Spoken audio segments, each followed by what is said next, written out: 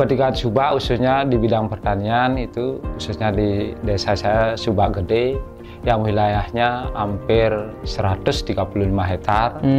Kendalanya yang pertama masalah pupuk bersubsidi itu semakin hari, semakin bulan, semakin tahun sistemnya itu terlalu rumit. Kedua, cadangan pupuknya itu terus menurun berkurang. Mengadakan pendekatan sama dinas-dinas terkait atau memohon, tapi kendalanya untuk pupuk bersubsidi itu terus jatah yang diberikan menurun gitu. Untuk alih fungsi lahan dari basah ke lahan kering itu mengakibatkan jatah-jatah pupuk yang ditargetkan itu berkurang. Berikanlah keringanan untuk petani-petani yang di lahan basah itu bebas pajak. Mudah-mudahan pemerintah berjuang untuk mengembalikan dana khusus yang diberikan Subak itu tiap tahunnya minimal 50 juta. Agar nantinya petani-petani yang ada Sukasada, Buleleng juga khususnya di Bali bisa meringankan beban untuk keperluan utamanya untuk biaya odalan.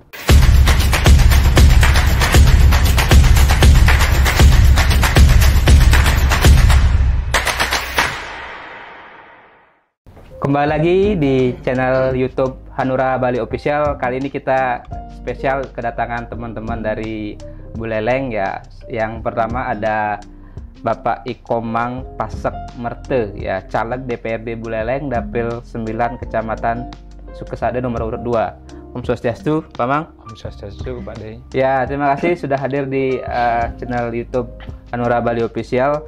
Saya dengar Pak Komang ya, yang panggil ya, Pak Komang ini backgroundnya lebih banyak berkecimpung di pertanian. Nah, ini menjadi menarik juga isu-isu pertanian. Belakangan ini saya dengar petani lumayan banyak yang mengeluh karena berbagai bantuan pemerintah itu ada yang tersendat, ada yang nilainya juga semakin mengecil begitu. Nah, misalnya seperti bantuan pupuk yang sering tersendat, pupuk bersubsidi, bibit. Nah, ini juga yang miris di Subak.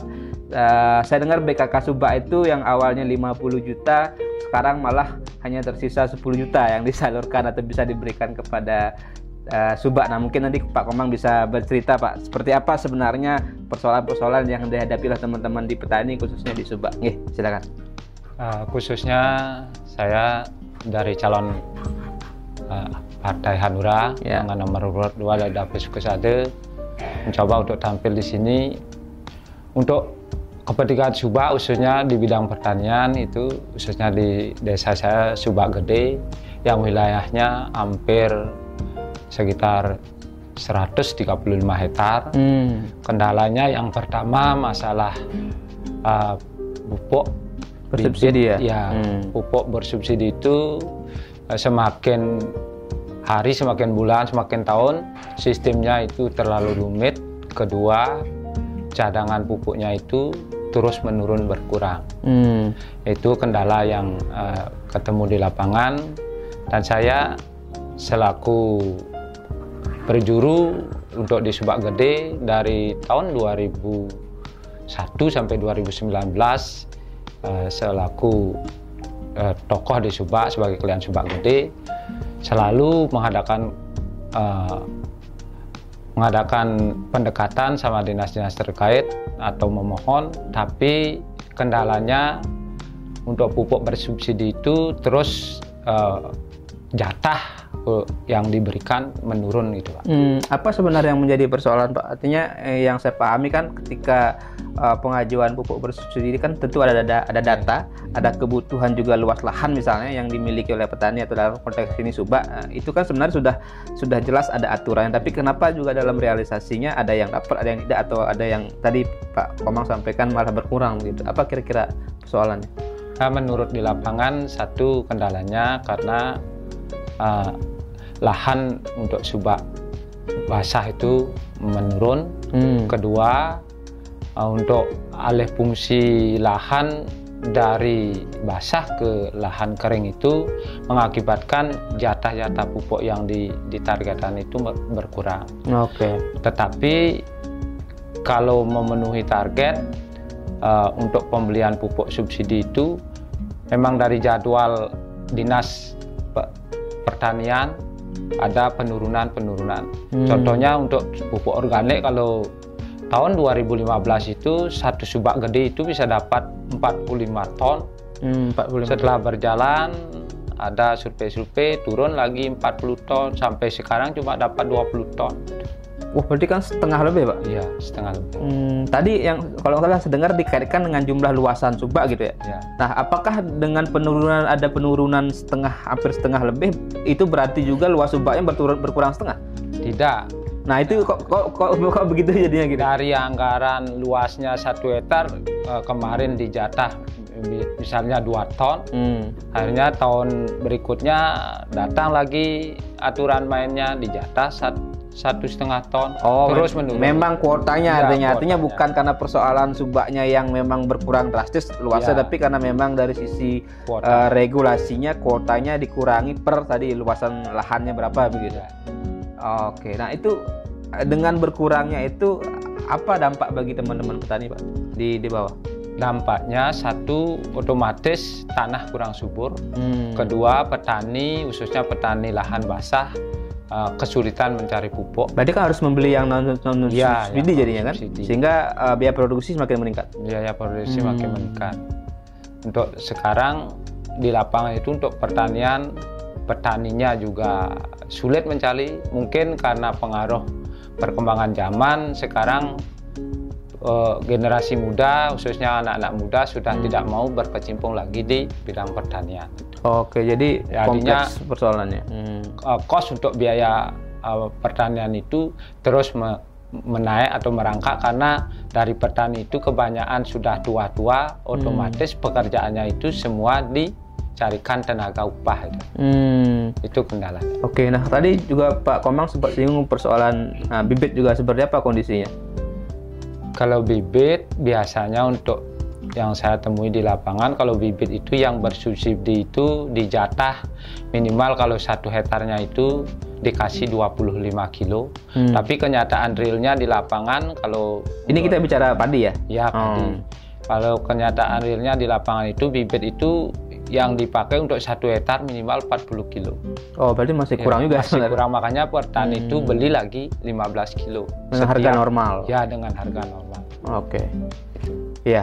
Nah, dengan persoalan itu belum lagi ditambah tadi ada dalam konteks yang lebih besar adalah bantuan kepada organisasi subaknya dalam bentuk BKK atau bantuan keuangan khusus ya. Untuk subak itu tadi sempat kita singgung bahwa terus menurun. Mungkin dari 50 juta beberapa tahun lalu sampai sekarang tersisa hanya 10 juta. Mungkin bisa diceritakan sedikit Pak Komang, apa keresahan teman-teman juga. Pak Komang kan juga sebelumnya perjuru ya, Kliang Subak di Subak Gede tadi.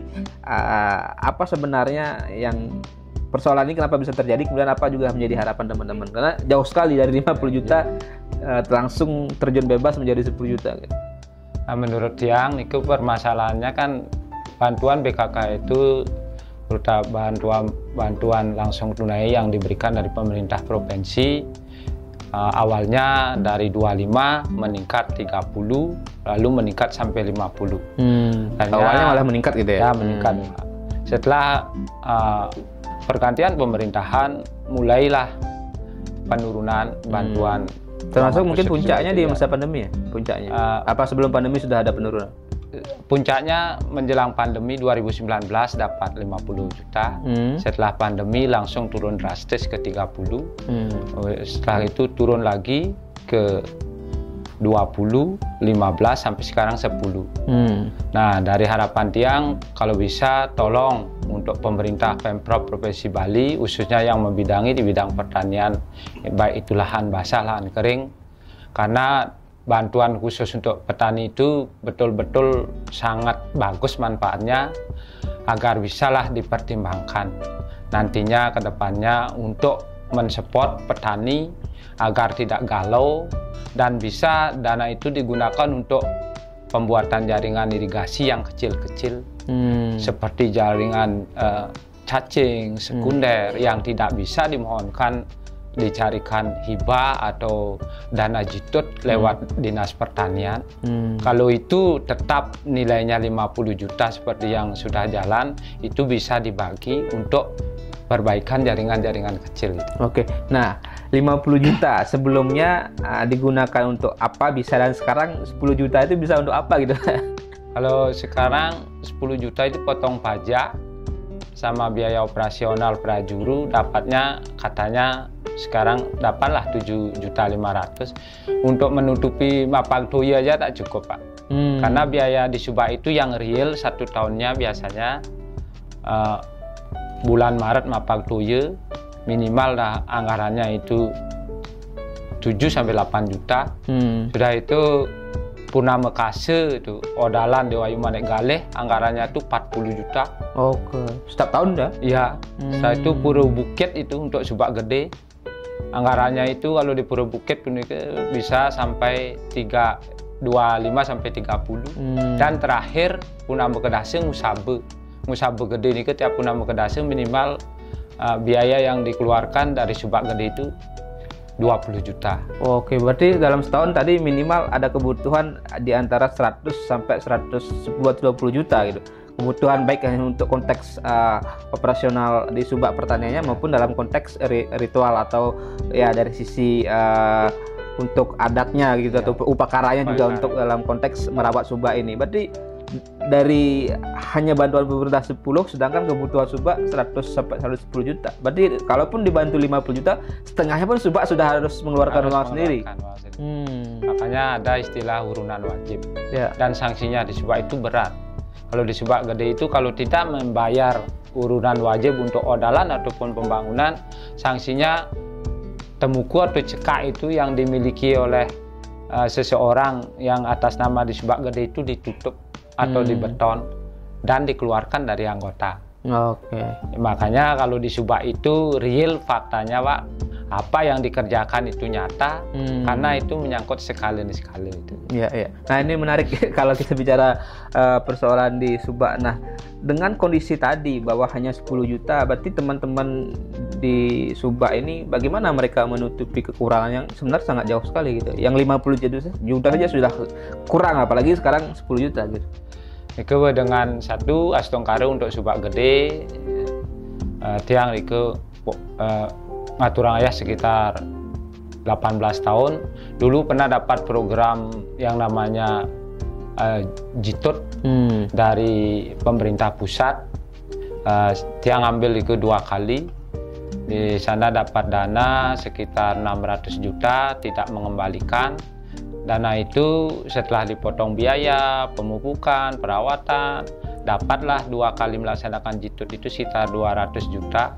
Itu saya bawa ke kas Subak untuk dijadikan kas sangkepan, dan dana itu diputar setiap Sumekelion yang minjam itu dari anggota memberikan bunga 1%. Oke. Menjelang hari Piodalan atau Ngusabe itu ya bunga-bunganya itu di stop. Nanti kalau tidak mencukupi dikenakan urunan wajib. Oke.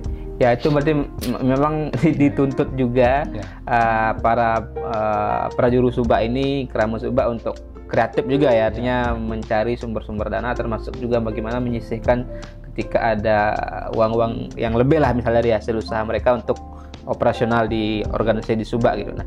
Nah, di luar Subak mungkin yang menarik kalau kita bicara pertanian di Buleleng, saya sempat baca beberapa belakangan ini Buleleng juga gencar mengembangkan artinya unggulan-unggulan buah ya lokal mereka, atau buah seperti durian, manggis, bahkan ada festival durian di daerah mana saya lupa. Kemudian juga ada desa yang mulai membranding dan mengangkat potensi duriannya mereka. Nah, bagaimana juga Pak Komang melihat ini, kan kita beralih dari lahan basah ke lahan kering gitu, atau ke perkebunan. Nah, potensi pertanian Buleleng di sektor perkebunannya dengan tadi ada buah-buah yang memang dikembangkan, termasuk juga sudah menjadi komoditi ekspor seperti manggis misalnya. Nah, itulah yang menjadi kekhawatiran Tiang selaku petani dan juga pengurus Subak dulu. Dulunya lahan Subak Gede yang idealnya untuk lahan basah itu 125 hektar. Tapi setelah cek lagi, diteliti lagi, sampai ada isinya sensus pertanian itu, lahan Subak Gede itu karena alih fungsi lahan sekarang yang basah sekitar 45 hektar. Oh, jauh sekali ya. Yang lainnya itu sisanya itu dipakai lahan kebun. Seperti tadi Bapak bilang ada yang basis durian, ada yang basis manggis, dan yang populer untuk di daerah khususnya daerah Kecamatan Sukesade itu basisnya adalah tanam cengkeh sama durian. Karena petani sekarang sudah mulai berpikir ke depan, kalau mentok kerjanya sama lahan basah saja untuk mencukupi atau biaya panen aja kurang. Akhirnya berlomba-lomba dari petani itu sendiri, dari pemilik lahan juga berlomba-lomba untuk mencari nafkah yang lebih banyak, beralih fungsi untuk menanam cengkeh, durian, manggis itu. Nah, fenomena itu menurut dari perspektif Pak Komang apakah sebuah tantangan atau sebenarnya menjadi malah peluang tadi karena mereka ingin meningkatkan kesejahteraan begitu? Di satu sisi menjadi peluang yang bagus, menjanjikan karena sistemnya itu jangka panjang, tapi di sisi lain juga merasa dirugikan. Satu, otomatis lahan basah itu sedikit, otomatis kebutuhan bahan pokok penyediaan itu berasnya, pangan, otomatis kan menurun. Sehingga harga beras dari tahun ke tahun, dari bulan ke bulan tidak ada istilah menurun, pasti naik terus itu. Itu mungkin kendalanya. Nah, dengan tadi yang beberapa hal yang Pak Komang sampaikan, apa mungkin harapan kepada pemerintah? Pertama dari sisi tadi menjaga untuk lahan subaknya, mungkin dari sisi bantuannya. Kemudian kedua dalam konteks juga pengembangan pertanian, perkebunan yang untuk pengembangan buah-buah ini, walaupun tadi ada plus minus begitu. Harapan Tiang terutama masalah pupuk dulu.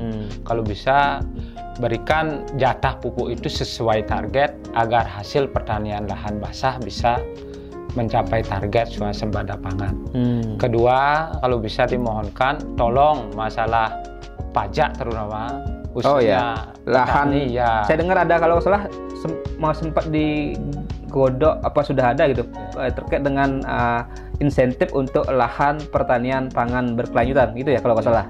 Di DPRD Buleleng itu sedang digodok, tapi katanya terkendala dari belum ada pengesahan RT/RW ya. Intinya memberikan insentif kepada petani yang lahannya masuk dalam kategori lahan pangan berkelanjutan gitu. Itu mungkin yang Pak Komang maksudnya. Ya, kalau bisa kan mungkin harapan Tiang kalau bisa berikanlah keringanan untuk petani-petani yang di lahan basah itu bebas pajak itu. Kalau bisa itu harapan Tiang untuk pemerintah, dan mudah-mudahan pemerintah mau melihat atau mau berjuang untuk mengembalikan dana khusus yang diberikan Subak itu tiap tahunnya minimal 50 juta agar nantinya petani-petani yang ada di Sukesade, Buleleng juga khususnya di Bali bisa meringankan beban untuk keperluan utamanya untuk biaya odalan, karena bekaren itu tidak bisa ditunda-tunda.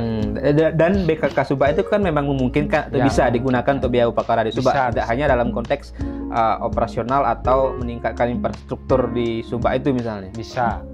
Nah, aturannya nike yang Tiang ketahui BKK itu dulunya 70% untuk fisik, 30% bisa dipakai untuk upakara.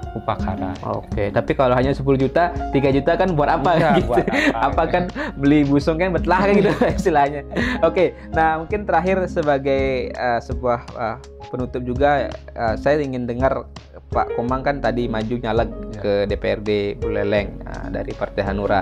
Apa yang ingin Pak Komang perjuangkan dan kenapa juga terpanggil ke DPRD Buleleng, khususnya juga berangkat dari kendaraan politik Partai Hanura?